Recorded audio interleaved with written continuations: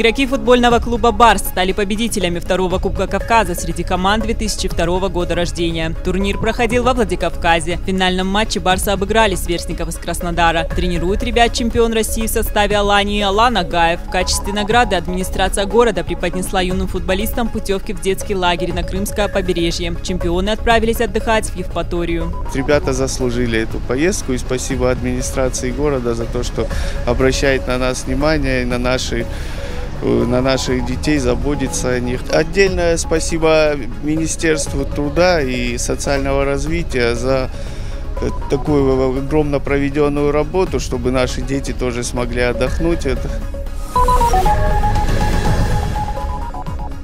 Клуб смешанных единоборств «Аланы» провел командные соревнования по боулингу. В них принимали участие трудовые коллективы различных учреждений и организаций республики. На главные призовые места претендовали сразу 16 команд. Турнир проходил в 4 этапа. Победителями первенства стала команда «Застольники». В финале они вырвали победу у сборной МЧС.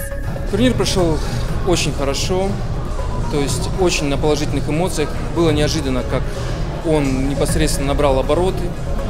Было очень приятно видеть, как люди друг друга поддерживают, что приходили болельщики, даже те команды, которые проигрывали, они приходили поддержать другие команды.